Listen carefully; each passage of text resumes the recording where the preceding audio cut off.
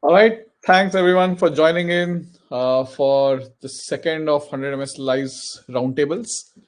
Super excited for the session today. And again, good morning, good afternoon, good evening, wherever you folks are at. Today we're talking about what we are dubbing Edtech 2.0. Got a fantastic panel with us. We've got Alex, Chris, and Shreyans joining us from Maven, Kajabi, and Nas, companies who are at the forefront of defining what online learning is looking like. I'll just quickly set some of the context and then bring on the panelists. Just excited to have them here. Uh, this is the second in a series of roundtables that we've been hosting at 100ms. 100ms is a live video API platform that enables other developers to create custom live audio video experiences. And through this experience, we've just interacted with a bunch of industries that are being reshaped by live audio video in general. I think edtech's been at the forefront of this change, and we've spoken with hundreds of creators over the past couple of years as we've gone about building out the product. And what we've realized is it's just super fascinating to see a lot of sort of innovation going on in a space that's still evolving, and sort of, builders are still figuring out. The idea here is to get in builders who've built out these new age experiences and try and help the sort of broader community with some of the similar questions that maybe some founder, product manager, or engineer is going through while building out their own, let's say, cohort-based community platform, or let's say their own uh, creator enabling platform. So that's the context here. Very specifically, what we are covering is what we're calling the rise of EdTech 2.0. Why we sort of phrase it as EdTech 2.0, let me just try and capture this. Internet's always been a place for free learning, and even if you want it or don't want it, anybody who's gone on Stack Overflow's gotten the good end of free internet learning, but who's if you've ever tried to put on learn anything on Reddit or Hacker News, you've also always seen some portion of internet forcing their knowledge on you. But from that sort of original genesis of free for all, massively available online information, to what was EdTech 1.0, which was largely that same offline experience, what we used to learn in schools, structured learning transferred into videos. That came about with the advent of Coursera's and the Khan Academies of the world, to where we're at now, where it feels like people are more than ever willing to learn things that you wouldn't have traditionally thought people would be willing to pay for. I mean, dog breeding, learning to become a good DJ, trying to be a bride within a budget. I mean, there are courses for whatever you might want. And not only has our intent to learn or the kinds of courses that we want to learn, that's changed. Uh, it's also the formats that we are learning in. I think from just pre-recorded videos, it's gone on to live videos, it's gone on to podcasts, peer learning, communities. We learn in multiple formats. And also, we learn from a bunch of folks who you don't recognize as your traditional educators for a long time. Right? I'm just super curious to see what sort of companies building in the space were enabling these new age creators, new age educators, or new age learners, what challenges they're facing, how they see the space evolving. And we've got a fantastic panel, three people who at the forefront of defining these boundaries for us. Uh, Let me just quickly introduce, sort of bring them on stage, and then we can kickstart this. Give me a minute.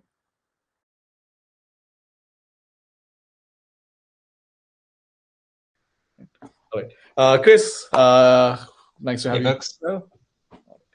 Just super excited to have all of you here. We've been talking backstage for a bit, and there have been some super interesting conversations already. We'll get into those in detail, but let's just start off with a very quick round of introductions. I'll start off with myself. I'm Aniket. I'm one of the founders of 100ms, a reformed banker. Initially started up buying and selling second-hand cars, stumbled into live video by working with a company that still holds a world record for the most number of watching single live video streams. ended up opening 100ms as a solution to what we felt were a lot of technology and product teams were facing in terms of designing live audio video experiences that are reliable and scalable. Since then, I've been fascinated by the business side of things, of what our end clients are building, and that's what brings me here. Would love just for all of you to introduce yourselves just very quickly. If Alex, we can start off with you, and then we can sort of move through Chris and Shreyans. Yeah, sure. Thanks, Aniket. Great to meet everyone. My name is Alex. I am COO of Nas Company. I've been with the company for 2 years, since the very beginning. My background, I spent the last 5 years in tech, mostly in the ride sharing and food delivery space, based out of Singapore, covering Southeast Asia. But I'm originally from the UK. I moved out about 7 years ago. Great to have you here, Alex. Chris? Hey folks, my name's Chris. I am currently VP of Product at Kajabi, where I lead a bunch of our core initiatives, namely around expanding our course platform, which was founded in 2010, to a multi-product offering platform, including podcasts, newsletters, communities, as well as live video coaching. I also work on something which I'm sure we'll talk a little bit more about later, which is really solving a tough customer problem around helping customers find customers. In our space today, creators find that to be some of the most challenging aspects of building a business. And we as Kajabi want to solve all those tough customer problems. I've spent kind of the last 10 years in tech, been at startups, been at multinational companies. And I think the underlying foundation to my own career path has been like really solving those problems that really deliver business outcomes, whether it's for your team or for your company. But that's myself in a nutshell. Happy to tell you guys more about Kajabi though at some point. Cool. And hi, I'm Shreyans. I'm the co-founder and head of engineering at Maven. Maven's mission, our goal, is to build the university of the future. And it touches on a lot of what Aniket spoke about, like what is the university of the future? What are the big differences between what we've had online in the past and what we're seeing today? Maybe a couple of the things that I'd like to touch on at some point is most learning online has been single player. And a lot of it is moving multiplayer, and we think that's a huge part of the university of the future. There's a lot of structure and constraints that existed in the existing university world. A lot of those are being broken up, and that's another huge part of it. And maybe most specifically about what we're doing over the next year, the way we want to achieve our mission of the university of the future is by building the largest catalog of expert-led courses on the internet, where ambitious people like yourselves and ourselves can accelerate our growth by learning together. Before this, I started another education company called Socratic, aimed at the high school market, which is an AI-powered tutor. That was acquired by Google, so I spent a couple of years bringing Socratic technology into Google, into search, into other education products. And then before that, if you've spent time in the US, you may have heard of Venmo. I was the first employee at Venmo, which is the largest peer-to-peer payments company in the country. So I've been in the early stage most of my career, except for a couple of years at Google, but always on small teams, always trying to go from 0 to 1. That's the stuff I love. And I'm happy to be here. Thank you so much. I'm just super, super excited to have all of you here. Let's just, I think it'll be best to just start off with like quick introductions about your companies and your company's journeys. I think all of your company's journeys have been fascinating and mirrored a lot of the changes in the space broadly. I think it'll be good to just talk a little bit about your company, this sort of broadly the segment that you guys are focused on, how you initially started, and how you've evolved. It'll just be good to sort of go through that. Chris, I think it would be great if you could just start off with Kajabi. I think you folks have been around for long this year. Yeah, absolutely. So Kajabi was founded in 2010. We were founded as a bootstrap business down in Southern California. Right. We started off by building course. It's a course platform for any course instructor to share their knowledge with the world. And obviously that's evolved a bunch, right? 2010, if you think about the early days, people who were sharing their knowledge were like thought leaders. They were conference gurus before the term influencer even became a thing. Then it evolved to influencers when the advent of social media became a thing. And now the big term we all use is creators. But the underlying thread has always been the same, which is these are individuals who see themselves as leaders. They identify themselves as coaches and experts or teachers. They have some presence somewhere and they want to build an online business, right? And that's always been our core. the first 10 years, like I mentioned, we were predominantly video on demand. How do we record a course? How do I assemble it? How do I then share it with the world via Kajabi? In 2020, we released podcasts, coaching, newsletters, memberships, video coaching, live, kind of all within that bucket of tools, mostly because we found out one thing, which was learners ultimately want to learn in a variety of different mediums. It's not always just video. Sometimes it's audio, sometimes it's written, sometimes it's live. And so we wanted to offer our customers the ability, we call them heroes, our heroes, the ability to effectively sell and share their knowledge in any way that they see fit. Just to give you a couple of stats, like this, we just crossed approximately $4 billion of GMV on our platform, just shy of an annual $2 billion run rate, right? Our average creator on the platform makes approximately $30,000 per year, which is about 30 times higher than the average part-time creator mentioned previously in other reports. I won't say who. 1 in 3 of our creators make over 6 figures, and we have over 100,000 businesses. They represent 300,000 digital products. So these are any of the variety of things I just mentioned. And we serve our customers globally, right? It's really interesting to say this part, which is our customers might be around 100,000 businesses that were built, but the customers that they serve is closer to 60 million customers, end users. So global reach when it comes to thinking about, what Kajabi has done over the last decade plus. Well, maybe I should have let you go last, Chris. You just dropped in some insane numbers just to set the context of the conversation. We'll come back to a lot of the sort of interesting changes that you talked about. But Shreyans would love to just know a little bit about sort of Maven, your journey, and how you folks are thinking about it. Cool. Yeah. So Maven's been around for 2 years. Some things have changed in how some specifics of what we've been doing have changed, but I think more important and more interesting than what has changed is what has not changed. So from the beginning, our mission has been the same. There are some amazing things about university, and there's some great things about learning online, but there are also a bunch of gaps and deficiencies and structural restrictions and constraints that don't fit our model of what learning could be online. And so our mission from the very beginning has been to build the university of the future. What does university look like if it's online, built for today's needs, with none of the necessary constraints of the existing university model, but a lot of the good things we see in it.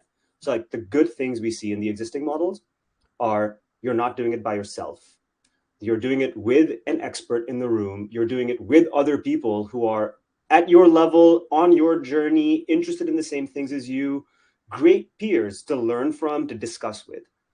Discussions are a hugely important part of university. Those are the really fun moments of being in class, where you're all together talking about something. That's an incredible thing. Largely was missing online. Those are and then the third thing is you can learn a lot of different topics. And initially the idea of university was you would learn topics that would be very directly related to what you would go out and do in the world. They were accelerants for the life you wanted to have. We love those things. And then there's a bunch of things that don't work about the university model. First of all, you do it all at once. 4 years in a row when you're 18, not necessarily how learning should be. It's too limited, too structured. Second, curriculums don't change very often. The world is moving so fast, you need the learning institutions to keep up with that. That has not happened for most universities. And third, the people that are teaching you might not be the people you really want to learn from, or the ones who can teach you the exact thing you want to know. You want to learn from the people who've done it, and you want to learn alongside people who are doing it.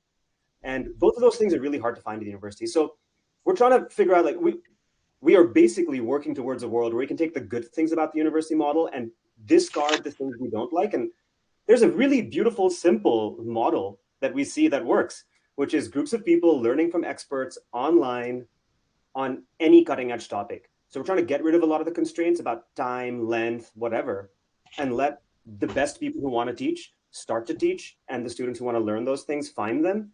And so our goal is to build the largest marketplace of those kinds of courses. We think the way the best stuff is going to emerge is by letting a lot of things appear and letting the best things rise to the top.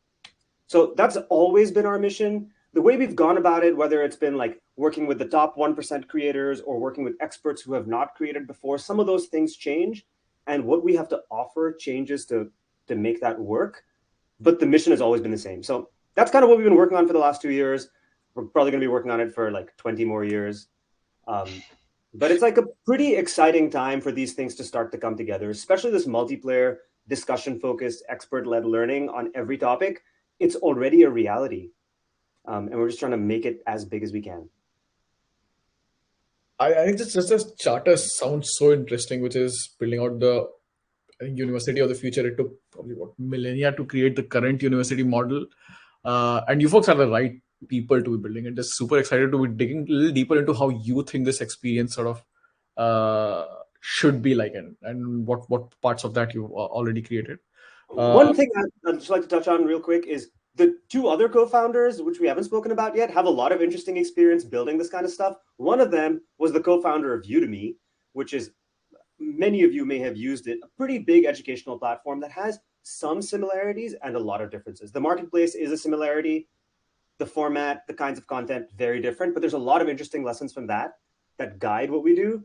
And the other co-founder, Wes, well, first one's Gagan. The other co-founder, Wes, she was kind of at the forefront of making cohort-based courses happen online. She built one of the first big ones, the Alt MBA, and she worked with a whole bunch of people to help them create theirs.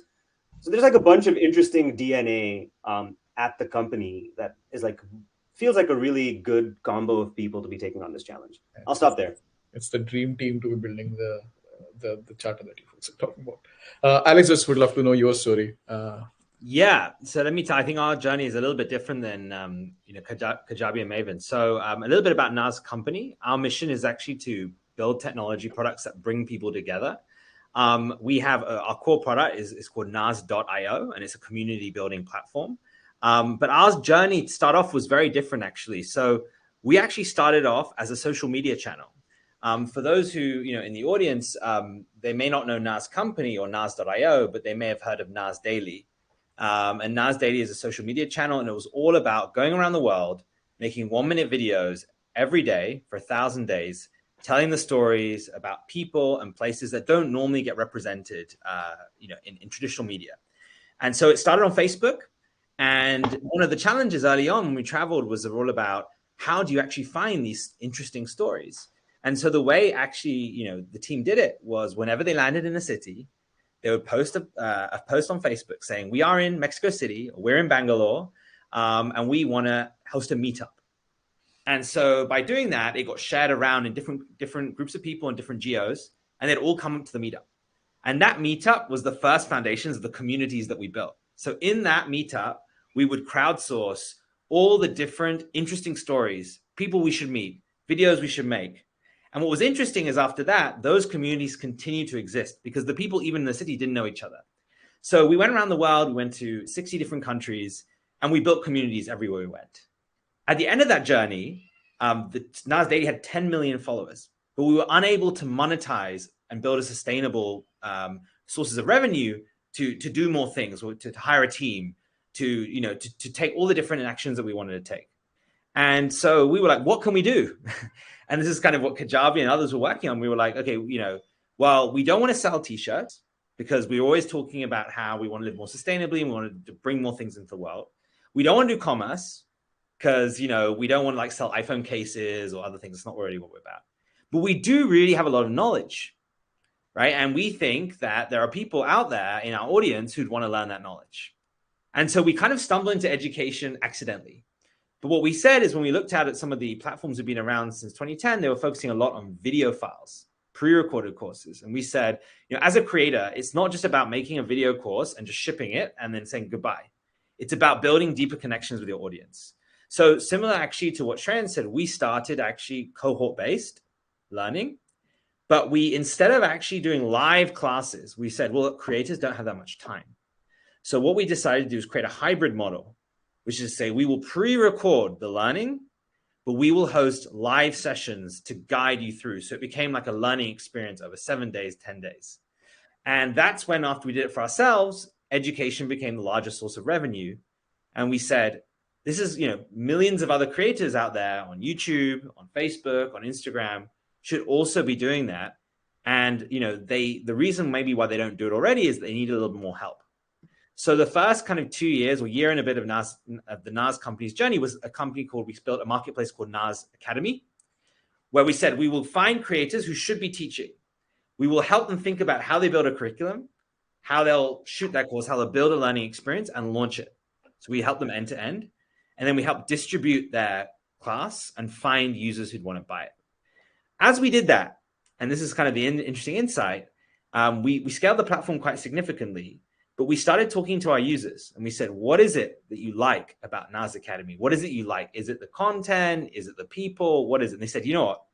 We like the education, but we actually love the community the most. We love the fact that we could be in all these different countries or different cities around the world. We may not know anyone who is interested in content creation, and we do a lot in Web3, in entrepreneurship, and we're meeting other people that we can form and learn with and build connections with.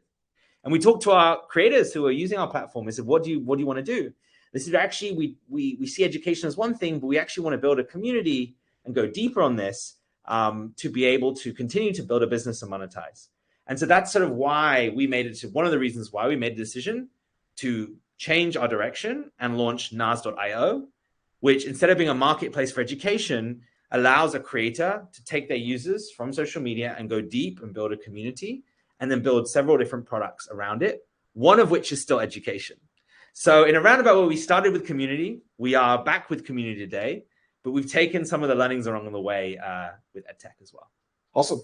So these are three sort of fairly sort of distinct journeys into arriving at sort of in some ways sort of similar platforms.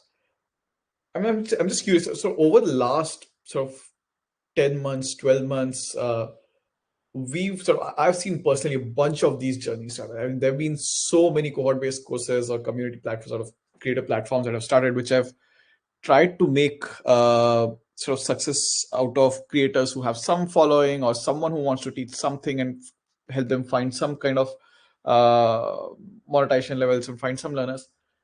And there's been sort of some folks who've survived. There have been some folks who've sort of scaled beyond that. I just wanted to sort of curiously sort of understand how you folks see the space evolving. Like what were the kind of companies that were coming up? What are the kind of companies that are surviving? And what's been sort of the key challenges amongst the companies that have sort of fallen through by the sides? Would just love to know your sort of vantage point opinions on this, and then we can sort of jump into some of the specifics. So, Chris, I think you had some sort of Chris's answer. Yeah, I'm happy to share. Let's see. I think it's been a rough year, right? 2022 hasn't been easy. Whether it's like the macroeconomic environment or even just quite frankly, like the creator economy, right? Like there was a lot of hype back in 2020 when we all got into lockdowns where everyone was learning something new. We were learning vocational skills, lifelong skills, academic skills. If you were at home and you weren't a parent at the time, you were learning, you were doing something online. And so we saw this massive usage. And at the same time, the second order effect is you see all these companies being formed, right? People wanting to serve this need that wasn't being met by like the technology of that moment. And slowly, right, between 2020, 2021, 2022, while we're not fully out of COVID yet, lockdowns have dissipated. People are out and about. The real world is happening again. In-person events are becoming a thing. What we've seen is that there was probably more hype than there should have been in the creator economy. We posted this thing on our website in our Kajabi manifesto called "The Creator Economy is Broken," and it really just showcases that creators, it is a full-time job, right? To build a business, to find an audience, to like refine their course offering, to do all of that, and it's not something that you can necessarily do just as a side gig, at least not when you're getting started. And so, over the last 6 to call it 2022, we're seeing more and more of these companies not being able to sustain kind of the business models that they started out with in serving these creators.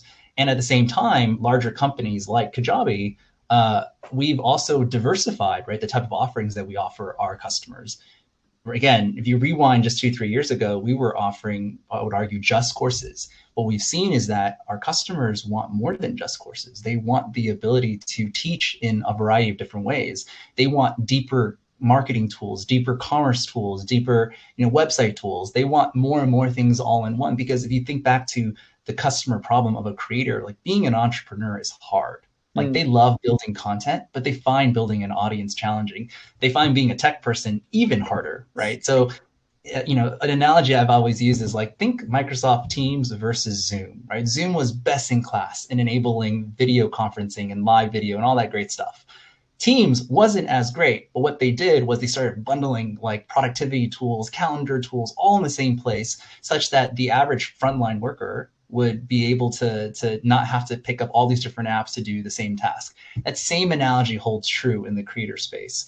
Our creators tell us, our customers, our heroes, they keep telling us, like, one of the things they love most about Kajabi has been, you provide an all-in-one platform. I don't need to figure out how to write script tags and put it in the header footer for my website to drive SEO. I don't need to figure out how to use Zapier to connect an automation between, an email that was sent out and like how it lands in my CRM database. And so ultimately having that all under one roof has been really valuable for our heroes. Yeah, I love that answer because it's very insightful about what's happening in the creator education space. My answer to the same question is a little bit different, which is not about that topic, actually. Like the question, as I remember it, is like a lot of companies have popped up over the last few years and not all of them are around doing the same thing. Why is that? And maybe like a meta point about startups is, this is my third startup. Every single time I have done it, I've seen a similar thing happen, which is in the early stages, like you said, Chris, there's a hype cycle. A lot of people get excited about this new thing and everyone wants to do it because some conditions feel exactly right or the story feels exactly right. That hype cycle, that wave always goes back. And then a lot of people who are in this space who got excited by it have a choice. They have a bunch of choices. They're like, well, in the absence of the hype cycle, what do I really believe? What do I see signs that are working? What is true to who we are? And then they all start to diverge and they go down different paths, which are more true to who they are. That's one part of it. People just end up starting off, like they start off doing similar things and they end up in different directions. But then there's a second really important point, which is in the startup world, survival is not guaranteed and survival matters a lot. You might be the right company with the right team and you run out of money, it's over. That happens all the time and you're forced to do things that you would not otherwise want to do. So it's really important to us that if we're doing this, which is a decade-long mission at the very least, we need to be set up to survive for many years. So like for us, that means try to keep our team really small, have a long-term vision, work towards that long-term vision, keep building towards it, and like basically just survive. And in the Venmo world, there were so many payments apps, many of them disappeared because they spent too much money too quickly. Venmo itself was actually a little bit a victim of that. So you just gotta have to survive. And so that's like a very different answer for why a lot of things started, but only a few remain, is because you start to diverge and then not everyone survives. Yeah, and I've just add one point, and then we can maybe move on, is just around these, if we look at the trend of COVID and the boom in online education, it wasn't just like one day, COVID subsided and everyone went outside again. It was happening actually pretty gradually, but I think that companies didn't necessarily see it in the edtech as quickly as they should have done. And I think that combined with probably overspending or not necessarily having enough runway to factor in the more difficult times this year, put them in a difficult position. So I think fundamentally, yes, some changed direction because they just couldn't continue financially. Others may have changed direction because they were interested in it when there was hype, and maybe they're less interested today. But I think fundamentally, the main point that I would take away is that this is not going away. There have been some seismic shifts. I think when we think about creators, and if we talk more about that later, fundamentally education is a core part of what they offer and they want to offer to build a business, and is one of the most reliable streams of income that we've seen that they can build. So I think while there may be a demo, and for those thinking about going into the space, while there may be sort of less hype as such, there's a lot of really interesting innovations that have been coming out from all different companies in the space. So I wouldn't lose that optimism. Yeah. I think, and maybe this started off in a sort of a bit of a gloomy point, but the meta view that I get from my vantage point, where I'm speaking with a bunch of industries which have been sort of shaped by the pandemic, and then there's the sort of pullback from the hype cycle, is the fundamentals of the sector doesn't change. I mean, the creator making more money by selling their courses, or the learning outcome for someone who didn't have access to that particular piece of learning, that's not going away. And there's just so much pockets of innovation in sort of that have come up and now scaling fantastically well. Like we see a lot of the numbers of like a lot of your companies in similar space, and there's just fantastic innovation happening across the board.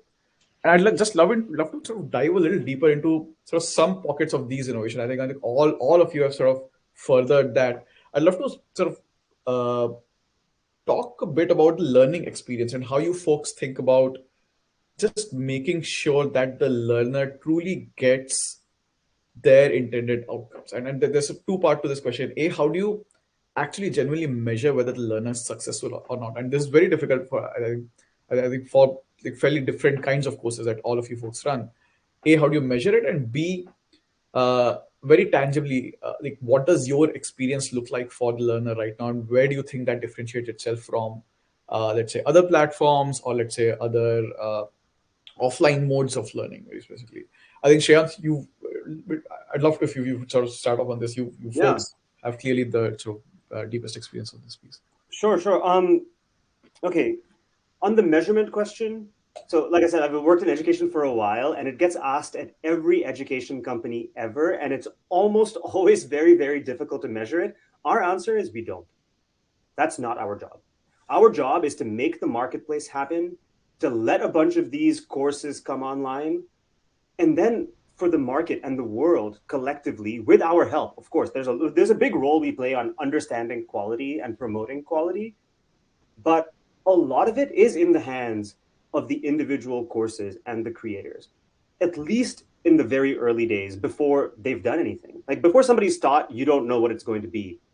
And you kind of have to let it happen. We want to give students tools to try things out and to learn things beforehand. So better tools for instructors to express who they are, better ways for them to showcase their abilities or their content through lead magnets or videos or samples, like give people clues so they can help their students understand what they're going to get, but largely let the market sort it out.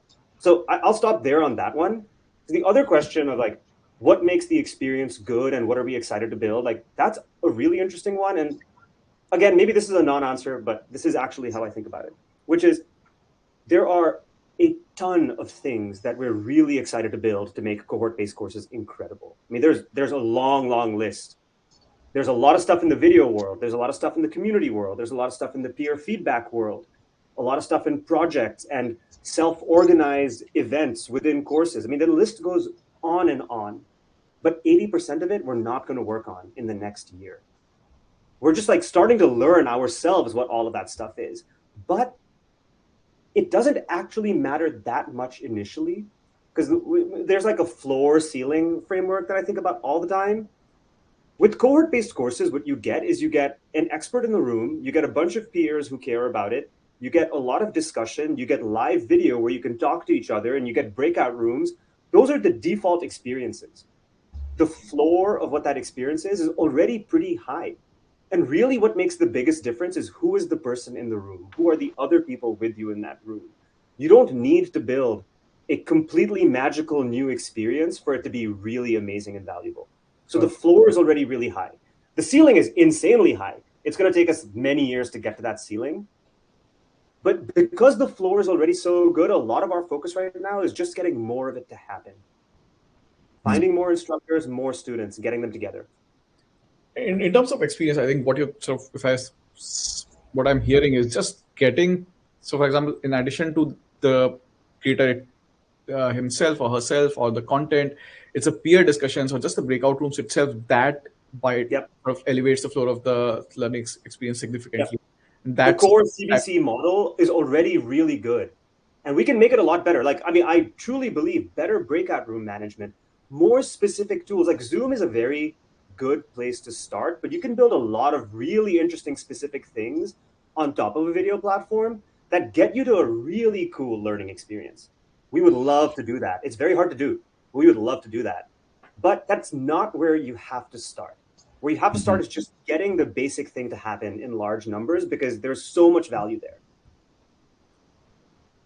Got it. Fantastic. I think there's also something to be said for the sort of spectrum of formats of content that you folks straddle. I think a lot of us sort of associate learning with just pre-recorded videos, or in sort of in recent terms, live videos. Uh,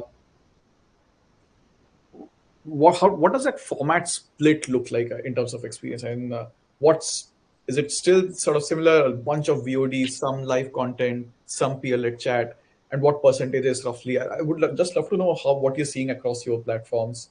Yeah, it might differ for all of us. I'm kind of curious, Alex and Chris, what it looks like in your world. I'll share. I mean, again, we started as a course platform, right? Course is our tip of the spear. It has been for a very long time. I would say we are evolving into a course of one of many options. And it is one thing that I will say holds very true is that across every single one of our monetization ranges of how much people are making per course, whether it's like 1 to 10, 10 to 40, 10, 50 to 100, 100 to 250, and a million plus, in every single one of those cases, the more formats you add to your suite of products, your membership effectively, the more money you ultimately make. And the more people who we've seen effectively retain on your platform over a longer period of time too, right? Kajabi will continue to build stickier products that enable that type of learning, but also that type of monetization too. So it kind of goes in both ways. I'd say also one more thing, just kind of touching on your question earlier around like, how do you measure learning outcomes? I completely agree with you, Shreyas. It's really hard, right? Like we've got tons of analytics flowing through around course completion. Like how many chapters did they actually listen to? Like how far down did they finish the quiz? Did they complete like, said module? And at the end of the day, I do agree that it is very specific to the expert or the creator here. It's the relationship that creator ultimately builds with their audience that enables them to want to finish that product. And sometimes it might be even okay that they don't finish said course, right? Their job is solely maybe to even support like that creator in their journey in building like this, business that they want. And so I just wanted to kind of highlight that point. But how Kajabi solves for that though, is that at the end of the day, kind of like Shopify, we offer tons of templates, not just for our websites, but also for our courses and how ultimately like chapters get appeared, how quizzes appear, how audio like files appear versus like video files. And then you wrap that around, well, how does that sit in your membership? How does chat that exists in one course also take place in your membership so that you are ultimately meeting your customers where they're at? Our job is to make the creator look great in front of their customers. Fantastic. I think the other piece. I'm sorry. Nice. I think Alex, if you could also touch upon like between live video, sort of pre-recorded courses, what kind of learning formats, at least for your creators, have been sort of the most useful? Yeah. So in the categories that we focused a lot on how people wanting to become creators, right? Like I want to learn content creation. And what we found really interesting was that it wasn't actually the content that led to the outputs. Like, for example, if you're looking at follower growth or how many views you get on a video, it was repetition and practice. So we found actually the best outcomes came from the programs that were structured that like forced you almost to create and do. And what we found was that the methods and the formats that did that was when you were with others, accountability through your peers.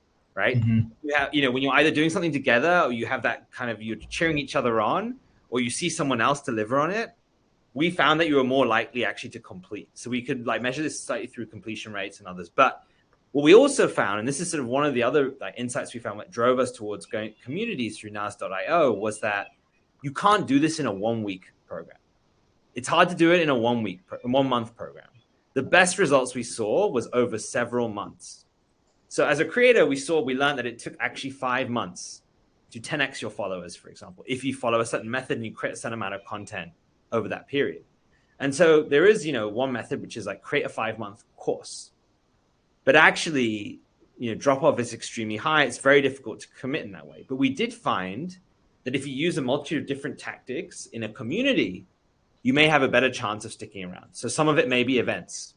Some of it may be video content. Some of it may be physical meetups, right? Or retreats. Mm-hmm. Some of it may be resources that you provide that exist on, all different blogs, YouTube videos, etc., that you create together.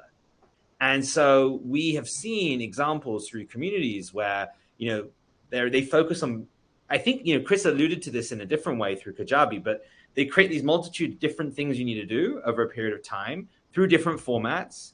And I think that the results in terms of the output has been very interesting. But I do think it depends on the category. For example, if you're thinking about engineering, it may be a little more technical and a little more challenging to do that so organically. But certainly in some of the categories we focus on, we saw a lot of good results in that way. Got it. So I think multiple formats, depending on sort of categories, having peer-led interactions, which is either sort of competition, chat, breakout room, sort of just having that discussion motivation. I think those by themselves have sort of what it feels like are now new flows for basic sort of good learning experiences, I think.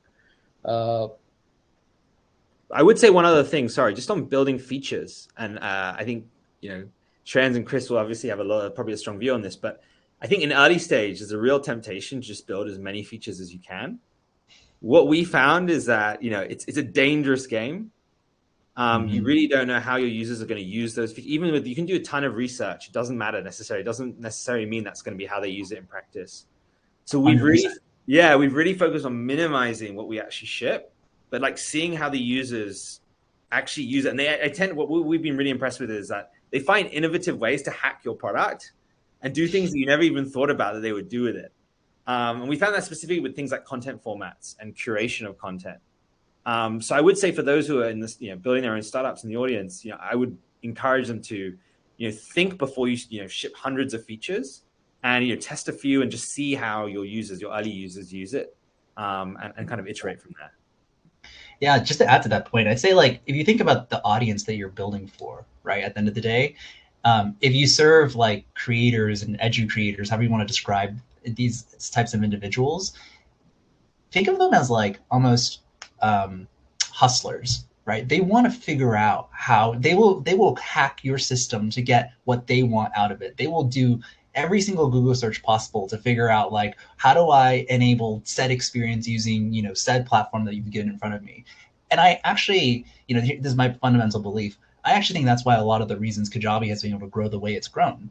We built a Gumroad before Gumroad was a thing. It was, here's a checkout page, go sell whatever you want to sell. And we took all the learnings from like what form fields they were offering in terms of what they were selling, and then ultimately built products around them. We found that all these, what we called empty offers at one point, they were selling coaching offerings. So we built a coaching product, right? We saw that they were selling digital downloads. We said, hey, we should build a better PDF uploader for you so you can actually do it more seamlessly. People do that with our header and footer codes. They inject different types of codes to create completely net new experiences in our code editor. And so what I'd say is like, for the entrepreneurs and the PMs in the room, like, unlike like I would argue B2C type products that you typically would build, that you want delightful controlled experiences, you're operating in a space that is kind of the Wild West, right? But that flexibility is key to how you grow, potentially past kind of the winter, right? That I saw somewhere in the chat. Now, this is a really interesting topic because we've moved from being a platform to being a marketplace, and like in that journey, you find a bunch of things. Well, one, it's really fun to be in this space if you're on the product design and engineering side and you like building platforms and you like building like building blocks that you can connect together in interesting ways later. It's like a pretty fun engineering challenge for like, how do we model this thing so that it solves this problem really well, but if we learn that it doesn't work, we can like take this piece and connect it somewhere else and it still keeps working. So there's like a lot of interesting design challenges in that, which is really interesting. Another really interesting thing is that people will ask for 100 different things, and none of those might be the thing they really care about. So like just one example of that, well, many of them will be things that really matter, but 80 of them, absolutely not. Because what ends up happening in our world is we would have a lot of creators ask for a lot of different things. At some point, after a lot of thinking, we realize the one thing they need that some of them are asking for, but is not 80% of what they're asking, is just more users. And like, that's a really simple non-product thing. Yeah. And that's what they really need. And if you can offer that, almost all the other things they're willing to wait for. You buy yourself a bunch of time if you solve like the one really most important thing. And then you are in a position where you're serving their deepest need, even if it's not what they were asking for. And all the little features matter way, way less. Now you have 2 years to build that thing instead of 2 months, which you thought you had. You cannot just listen to you have to listen to what they're saying, but you cannot just do those things, which is a really difficult thing to do. It sucks to say no. So let's just talk about this. I think the core problem that you talk about, Shreyans, which is helping your customers find more customers. Basically, that's sort of, it feels like one of the most important things that you can focus on immediately. Mm-hmm. What's worked for you folks specifically in sort of solving this problem? In certain cases, I don't think you will directly own the end customer. I think that sort of changes the problem significantly. But just would love to understand your journey and the challenge that you face in solving for helping your customers find more customers. Chris? I'm happy to go. I know. So it is probably the deepest challenge in this space, right? Like when we survey our customers, it's like 70% of people love building content. That's what they do. They're content creators. They want to share their knowledge. They have knowledge to share with the world. But then at the same flip side of that, it's like 70% of people find like it is the most challenging to build an audience. Figuring out who to sell to, how to market, how to ultimately make $1 out of your knowledge is the first part of all of that. Is how do you market? How do you sell? And so, at Kajabi, we there's a couple of things we're working. I think we announced this recently at Web Summit, but I'd say it is a 3-prong approach. It is never a product-only approach here. It is services, education, and tools. Right? What you know as Kajabi today is like we offer great tools to allow you to distribute, share, monetize your knowledge. On the tools side, we have leading email marketing tools, funnel tools, automations, templates, tried and true by said creators in our space who have done it over and over and over again. Right? That's a really powerful, email marketing continues to be really powerful of a channel that I don't think a lot of younger entrepreneurs these days think about as a way to grow their audience. With that said, though, most effectively, our creators are finding a lot of their audiences on social today. And so one of the things that we've learned time and time again is that the most successful creators actually do build their initial lead following on social. But honestly, filming video is tough. Right? Filming audio is tough. Like putting yourself out there is tough. But for whatever reason, filming content for their courses is not that tough. So how do you effectively repurpose long form content into short form content, create snippets, whether via AI or an editor, and then ultimately syndicate that out to all your different social platforms, right? Tie that back into our automation and funnel platform, and all of a sudden you have something that is evergreen. We're calling that Kajabi Creator Studio, right? We are currently in beta with some of our customers. But this is effectively one of our bets in terms of helping customers find customers. Very interesting. Separately, again, it's not just tools, right? That's tools.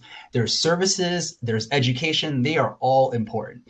At the end of the day, teaching someone how to market is probably your most effective tool here. But it's really hard to teach someone anything, as we all know, since we work in Edtech, right? They want to learn, but do they actually learn? It's a different story. But we do offer them Kajabi University. We've got tons of courses there, taught by our leading creators, taught by our in-house folks, effectively to teach them, this is what you do first. This is what you do next. This is how, the tried and true blueprint of this space looks like.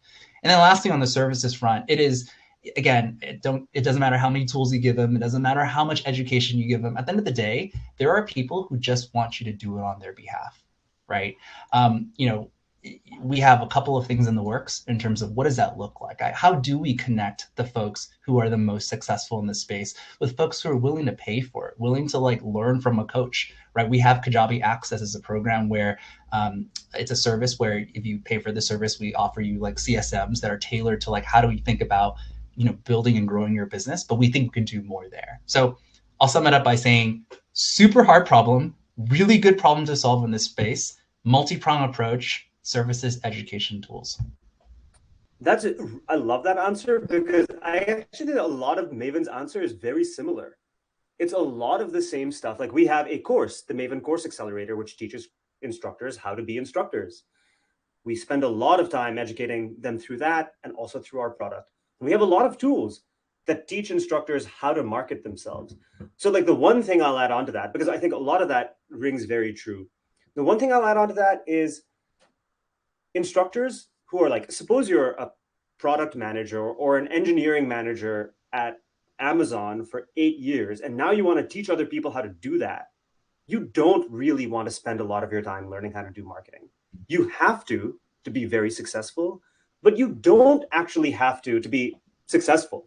Not necessarily. And like, we're trying to figure out, that's like the big question. Like, how do you get somebody who does not want to make marketing their main thing, and how do you make them successful? First of all, I'd say that is very hard. Some of the things we do, and let me modify that. The sweet spot is people who mostly want to teach, but are down to do some marketing. I think being down to do no marketing is a very, very difficult place to be, at least in the early years of the marketplace. In year 5, it looks different. In year 1, you kind of have to do it yourself as a creator to make it.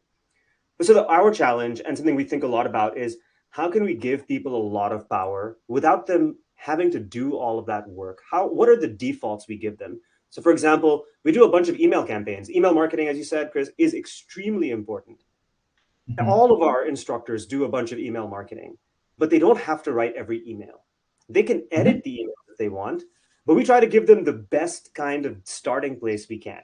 And we try to do that across a lot of different things, where we want to give them the smaller set of tools that is especially valuable for this vertical and give them really good defaults. But then for a smaller set of it, give them the ability to modify it as much as they want. So that's like a really tricky balance. And we're always playing with how much power do you give them versus how much is the default versus how much do we just do it for you so you don't have to think about it. Constantly evolving, like a dynamic situation. Yeah. I just want to add maybe one point. Really sorry about that, Alex. Like, I think this is like it's a good segue, right? As we think about like the type of business models that exist in this space. I've been saying there's supply side and there's demand side.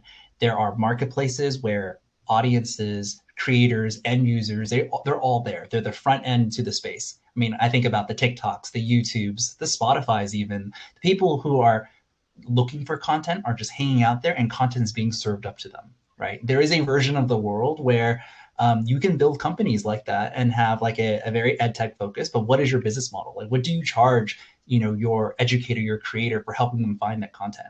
And then there's the supply side of the world where, Kajabi, I think Nas and other platforms, right? We offer tools. We offer you the ability, if you know how to build your audience, or if you haven't yet built your audience, or you start to have some inkling of success, to bring that over to a Kajabi, to host, to distribute, to share, to monetize said content. And so the truth is somewhere in the middle, right? It's not always only supply side folks. It's not only demand side folks. In fact, I think everyone looks like everyone at some point.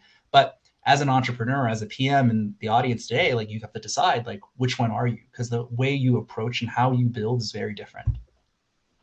Yeah, I would like to add just one quick point around on the marketing side. I think there's been in history a lot of focus on, for example, on social media. There's a lot of, I would say in the past, social media was much more social. We say so, like 5 years ago, Facebook groups were king when it came to communities. Right. It was a place where there's a lot of attention, a lot of focus. But I think today with short form content, attention spans are shorter. Time you get with your audience is shorter. So social media has become less social. It's more media. You're just broadcasting content to your audience. You maybe have 10 seconds of their time. And so what we found is that community-based marketing has been really effective. So when we think about education, what we see our creators doing is saying, start a free community around a topic.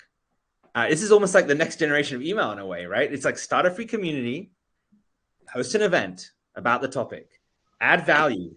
Don't even start selling a course yet. Just add value. Build the group of people together who are interested, like-minded people. Right. And then over time, as you nurture that, you can offer them different products that you can sell.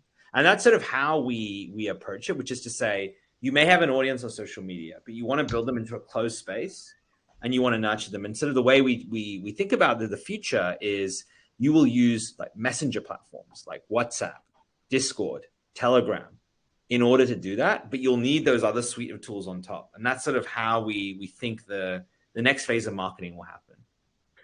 Alex, I think just on this point, is this also an offshoot of the fact that I think a lot of your focus creators and audience is in, let's say, the Asia Pacific region, India, Southeast Asia, where social media, large community followings are sort of the de facto norm, and then that's where you find creators, or is that sort of more of a generic answer? And just in general, I think, how does the geography split change sort of? Yeah, so we're in a very unique position because our two largest markets are the US and India, right? And we have a big presence in Southeast Asia as well.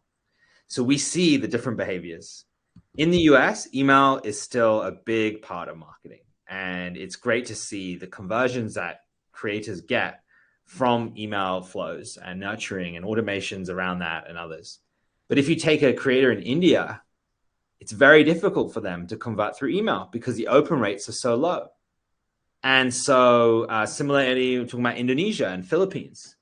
And these creators have huge audiences who love their content and connect with them.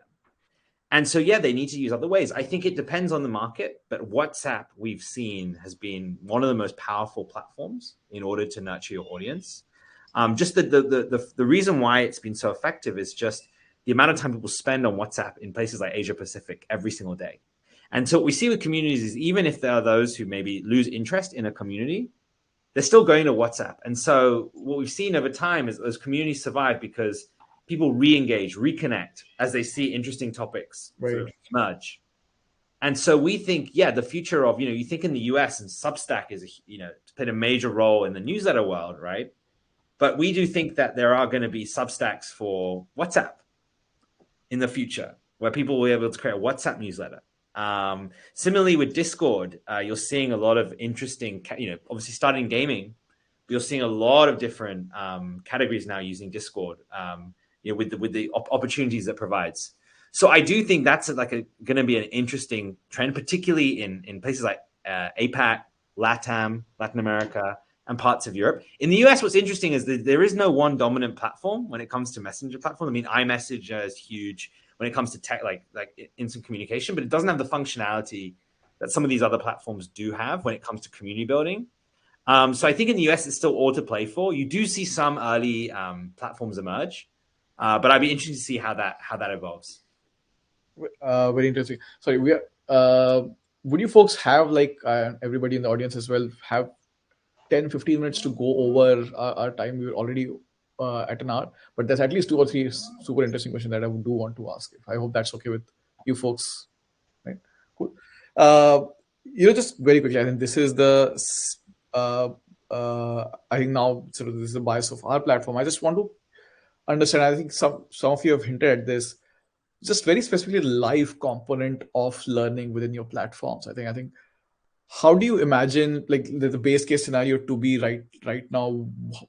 What is the live learning experience like? What specific components in terms of interactivity, in terms of interaction, in terms of live video do you think is important or core to the learning experience right now?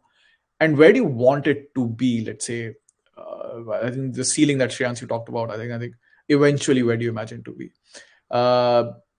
Just how do you imagine the live classroom experience? Where is it right now, and where would you want it to be? And how much of a priority is it moving to that ceiling? I think that would be just interesting for to know.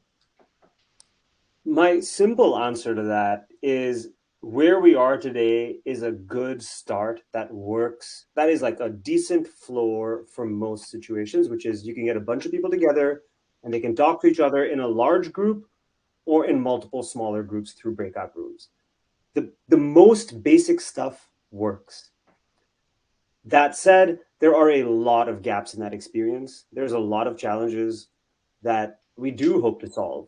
It's hard to say what the timing is going to be because it's always competing with improving the async experience, improving the instructor side, improving the marketplace side, just bringing more supply on. So all of those things as a whole make the system work. So video is one part of that.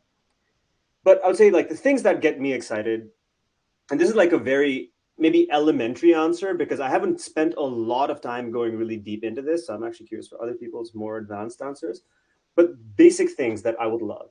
I would love better breakout room management. I think a lot of really interesting stuff happens and better flows in the experience.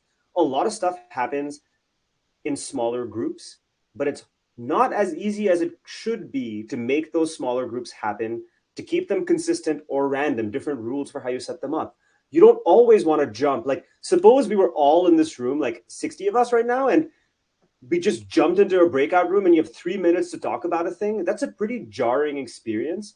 It would be nice to have some nice flow into that, which is like something that tells you, here's what you're going to be talking about, a way to manage what happens in the room, Very a interesting. way to build UIs around and like to build your own custom flows on top of it will lead to a whole bunch of innovation, which is what I think is really cool about 100 MS is you allow for that stuff to happen.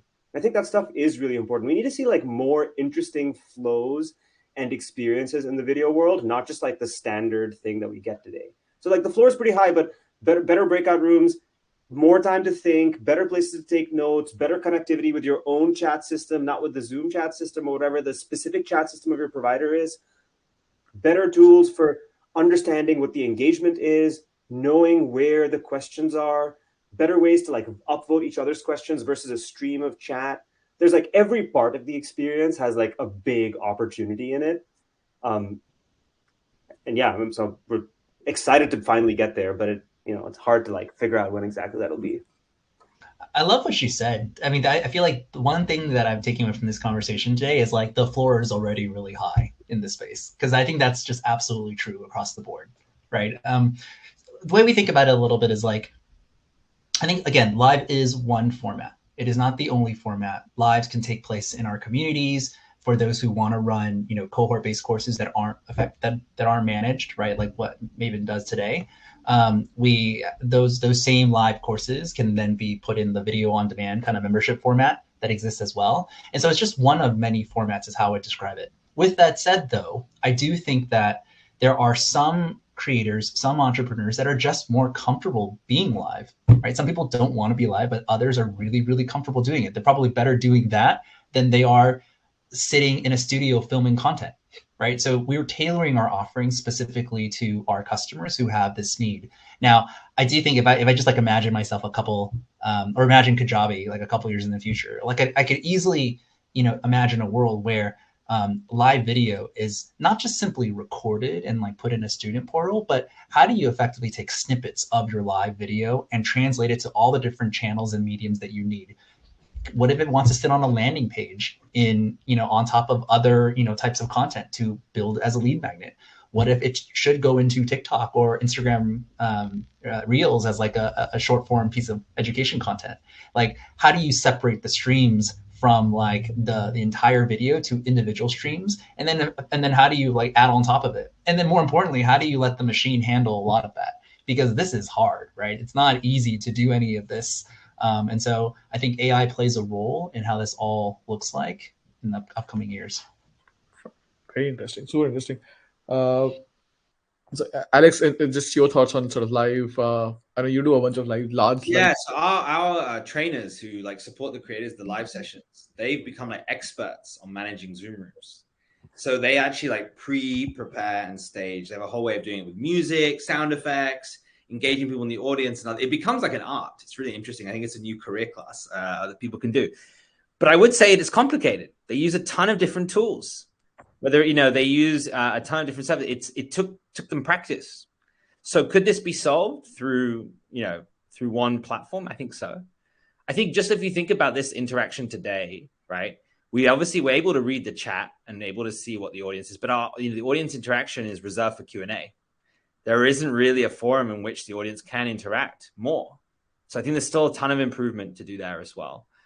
So yeah, I echo. I think that the reason why I think it's just challenging, particularly in markets where there's low bandwidth as well, like where it's not so easy to get a stable and reliable internet connection. But I do think there can be massive improvements to the interactive element of the experience. This is super interesting. The reason obviously why we asked this is we as a platform enable a bunch of these nuances, which is easier flows into breakout rooms, having sort of these full-fledged interactions that you can truly imagine. I think the idea is to spark the imagination of anybody who's building around this. And if you folks are building, I think this is the only piece where we'll plug in 100 MS. Just feel free to use us. We should be able to sort of build out whatever flexible platforms you want to build out. But just super interesting, hear some of these sort of pieces that you talked about, which is managing rooms in a more sort of natural flow. It does feel like I think the current black boxy sort of boxes and tiles and sort of chat boxes just does feel a little constrained. I think that's true. and that's been our entire pitch sort of since when we started. I'll sort of jump back a little bit and just talk about maybe as sort of the last couple of concluding questions. I think what is it that you folks are personally sort of, and maybe you've already covered this, just personally super excited to be building out right now, something that you folks are building out right now within your platforms that you're super excited to talk about, and just some just interesting anecdote of some outcomes, some sort of creator out of your platform. I think in a lot of noise and the funding winter that people are talking about in the tech winter, I think people just forget how much of a force of good generally online learning is, and some of sort of more sort of heartwarming sort of anecdotes. I think it'll be just good to recount some of those things, and maybe it's just something that you're super excited to build on, and that is super cool. I mean, I'm going to go first. I think those two answers are very related for me. The things that have happened that have been really amazing to me. There's two kinds of like success stories that are both really exciting. One of them is the more like predictable one, which is like an instructor that people are really excited comes online and makes like $200,000 in a few days or in a few weeks. That's great. That's amazing for more people to be able to do. And a bunch of people have done that. So that's a really exciting kind of thing, but that's like a more known and predictable kind of success. The other kind of success, which is really exciting, is when something we had no idea about, no expectations, had never thought about it, comes on and does really well also. Like there was a grieving course that did really well that took us all by surprise. Like a bunch of people coming together and figuring out how to grieve over somebody they've lost in their lives. Wow. Very different than traditional education. Very different than the core set of stuff that we thought we would be selling. Very powerful, really important. Like that's an amazing thing. And then it goes from that kind of stuff to like ultra niche, super specific topics. Like there is a particular type of CAD software to design things. There's a particular kind of idea you need to do, like learn, like how to make families of objects in that one specific software. And that course is selling really well. It's like, you don't know that the world is so big until you see these things happen and they're all doing well. You're like, we're never going to be able to predict what does well.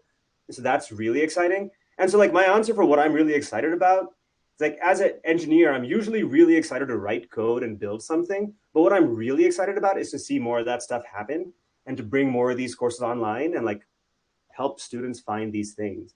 There's nothing more valuable and exciting than that. So like, that's kind of what most of us focus on. Like that's everything that we're serving is that. It's like more of these surprises for courses from people that we just had never expected. Yeah. I think I just want to add to that really quickly, which is nothing makes us as a company happier when we read like our customer comments, whether they're from like our Kajabi community or like tickets. And usually it sounds something to the tune of Kajabi changed my life. Right. And and you usually ask like, what happened? Like, what did you do? Like, why did Kajabi change your life? Like, what did we offer that was so different? And it usually is that we gave them a way to effectively share their knowledge with the world and effectively build a life around their passion, right? And so like when I think about just the type of courses that have been successful or offerings that have been successful, like they are some really, really niche categories at times. Like how we've historically thought about learning, as you mentioned, from like the walls of an academy to now anyone can learn any device, anywhere, any topic. Like we think vocational lifelong learning topics are kind of where this EdTech 2.0 world is heading, right? It's not just, I don't know, how to be a product manager. I'll pick on that one for a second, or how to start a business, right? There's tons of really great courses, kind of Shreyans, like what you mentioned around grieving that are just niche. For us, there's like parenting courses. There are dog training courses. There are how to forage mushroom courses. There are literally courses on every single thing possible. And it's really exciting to see how this world continues to evolve. And honestly, that's what kind of gets me the most excited by being in this space. Specifically features wise, I'm sure we'll all three companies, all of us will continue to build things that serve that customer base. But I think, our success is our hero's success. Yeah, I just add one point to that. I think for us, we've seen that community managers is a very underserved group. So what we see is that these people run communities online, whether it's a Facebook group, whether it's a Discord, whether it's a WhatsApp. They put in their like blood, sweat, and tears to nurture this incredible group of like-minded people. But actually, the ways that they can make money are still very limited today. And so what I think makes us really excited and what's very meaningful for us is when we unlock like new opportunities for them to earn a living. If you think about it, if you have a Facebook group, you can have 10,000, 20,000 members. But it's not very easy actually to monetize on Facebook, like in a Facebook group. It's not so, they didn't really crack that. And so we've seen examples of community managers who for the first time earned their first dollar. Right? Or I've started now being able to make a good living to sustain the community. Because ultimately, you can talk about engagement, you can about other things, but it does often just for creators come down to money, which is I want to do this full time, right? For the middle class. And I just need to be able to find the financial means to do that. Now, particularly in the last 3 years, it's never been easier to find ways to do that. It is possible for all different niches, as we discussed, to now make a living on the internet. But we still think that the community class, the community managers are a huge group of people who need, their platform and their home. And that's sort of, where we're focusing on. Very interesting. This is, I think, just thanks for bringing out stuff that you're excited about, stuff that really, really motivates you. I think this brings back the picture into perspective. Let's just wrap up by maybe taking some of the audience questions. I think there's a couple of them that I'd like to sort of quickly select. One is just asking, I think we've touched upon this a little bit, but I think it'll be good to maybe elaborate a little bit. How do you get these creators for whom this is essentially something that they're in a lot of these cases doing on the side? How do you motivate them and incentivize them to be creating truly great content? I think some things that have worked for you, that have not worked for you, I think that will be sort of good to maybe touch upon. I think that's the first piece. Anyone want to sort of take that one? The one thing I say about a lot of things in life is if you want somebody to do something, make it easy for them. That's a lot of our philosophy, is we cannot motivate somebody to do something they don't want to do, but we can make it easier for them and get roadblocks out of the way. And a lot of our job is figuring out how to order things, how to give them the defaults, how to do some stuff for them that they don't like, and just like how to express to them that the difficulty might not be where they expect it is. So that's like the summary at some level of what we try to do is we try to make it easy for them and then get out of the way. Yeah. Similar answer. We try to save them time. It's hard building a business. Everything we do should save them time. I think I think initially, I think the way you sort of expressed it was, I think you make it as simple as possible. Then who is sort of motivated will automatically stay on the platform. Who's not motivated will drop off. I think that's the best that you can do. I think that's a good summary. The second one is something I don't know if you have some vantage point on asking this. How long is the supposed Edtech funding winter or Edtech winter going to be? I don't know how else to sort of say this. If you guys believe there's a winter of some sort, any sort of opinions on this, thoughts on this in general? Maybe I'll jump in because we raised money in March, I think, our last round. Look, there is a lot of money around. A lot of funds raised money last year and they haven't deployed their money yet. I think at the moment, what VCs are fearing is the uncertainty. So you will see that the deal flow, like the amount of money that's being committed right now is not particularly high. But, there will come a point, in the next year or two where they'll either have to deploy it or they'll have to return it to their investors. And I think what people know, what for the people notice may think about or probably know is that VCs don't want to return it to their investors. Because if they return it, it's going to be harder to raise another fund, which is ultimately the goal.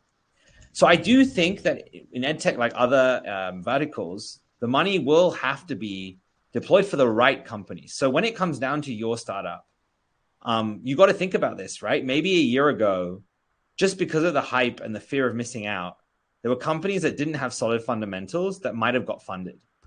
I think today the difference is that's just not going to happen, or it's going to be a lot harder to do that. So I think for solid companies with good fundamentals who are showing traction, there actually is a lot of demand to invest in those companies. And so I don't think that the thesis, I think there are a lot of really interesting edtech focused funds, right? They're not going to go away. They're not going to suddenly pivot their focus to something else. So I think the money will be there even in this edtech winter over time. I think what people have to realize when they're starting a company is, and Shreyan said this earlier, how do you keep yourself as lean as possible for as long as possible? Conserve your cash as much as you can to allow you to make choices, right, of when you want to go and raise. So I think, if you're starting a company now, think about, can I last till the end of 2023, early 2024? I think that's sort of our estimate when it might get a little bit easier. But of course, we don't know, right? This is just a guess. But I do think that if you take that mentality and try and put yourself in a position where you're in control, you're just going to have an easier time. Yeah, I mean, I that all sounds right to me. Also, I have this fortunate position of not being the CEO and not being involved in the fundraising, so I can be selectively ignorant, which is nice. But mainly what we think about is how can we last a long time? And the term edtech winter, even though I'm in edtech, I have never once thought about it. All that matters is how long can we last? Are we getting better and better? Are we serving important needs and the most important needs we can? Everything else is noise. I think, Shreyans, when you talked about this, I think in your initial answer, I think the best companies are built in the so-called funding winters. As long as we are true believers in the space, I think the space is not going away anywhere. Like creators, Right. monetizing our learners, learning, I think that's not going away anywhere. Focusing on our users, making them successful, preserving cash. I think there are great companies to be built out here. I think that's probably the better question to ask, which is what do we build for our users? How do we elongate our run rates? Yeah. I think And I just have one other point. When we started 2 years ago, similar to Maven, there were so many players out there competing for users, right? Time. There are way fewer now. So if you are thinking of building a company, right, you've got less competition. Mhm. Yeah. Especially if you do a harder thing. The harder the thing you're doing, the fewer competitors you have. So,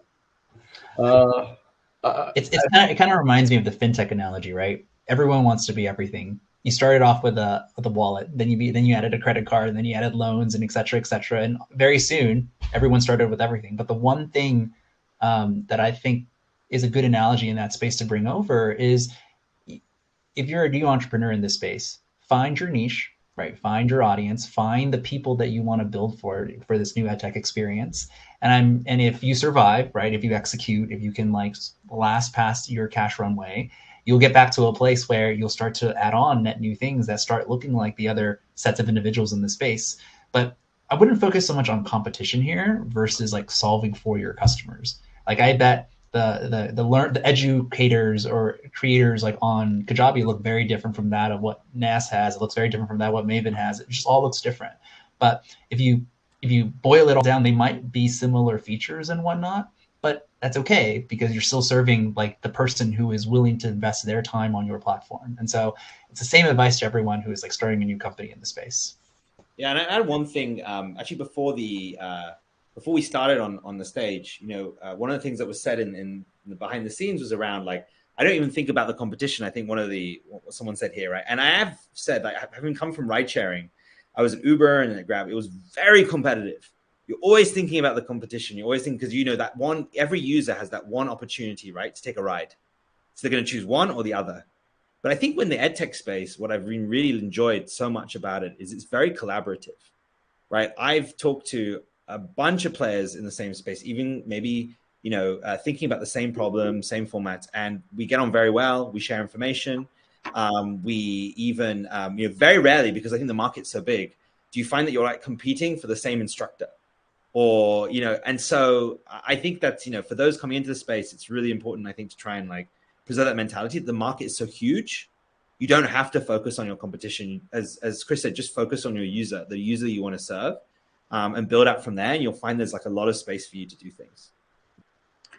And this entire panel is a testament to this. And the fact that all three of you are just so comfortable talking about all of these things together, I think that's just so cool. I've already kept you way beyond the original time. If you folks have anything that you want to sort of talk about at the end. Anything you want to ask of each other, just feel free to go ahead. Shreyans, Chris, Alex. No, nothing on my mind. Now that we're at the dime, I just started looking at the World Cup scores, so forget that's happening right now. I saw someone in the chat saying that they sacrificed the World Cup to. A lot happened in the last 10 minutes. Okay. Yeah. Yeah, I just wanted to say, like, thank you so much to 100MS and, Yes, to you and the team for organizing this. Really enjoyed being part of it, and chatting more about this. And yeah, excited to see, what you guys do as well over the next year or so. Thanks again for just coming onward. I think you guys just make this interesting. The fact that so many of these folks have stuck around. I think we started off with 67 odd folks. We're still at 50, 55 odd folks. This has been an engaging discussion. There have been clearly a few folks who missed their World Cup matches. Hopefully, they'll get back up on score soon. But thank you so much, Shreyans, Chris, Alex. This was a super interesting discussion. Hopefully, a bunch of insights for a lot of these builders to take back. And thank you so much for doing this. Alex, Chris, I'll just probably move you back to the backstage for Shreyans for a couple of minutes, and then maybe we can wrap up with that, okay? But everybody else, thanks for taking the time out. Everyone who wants to sort of do more of these, listen to more of these conversations, just follow us on Twitter. We are at Twitter at 100MS Live. You can join our Discord. The websites, the Discord chat servers up on our website. We'll be doing more of these discussions, hopefully with more leaders. Feel free to join the conversation. And anybody who wants to do anything with live video, just give us a spin. It's a fantastic set of APIs that will enable you to pretty much build out whatever you want to imagine. Thank you again. Thanks.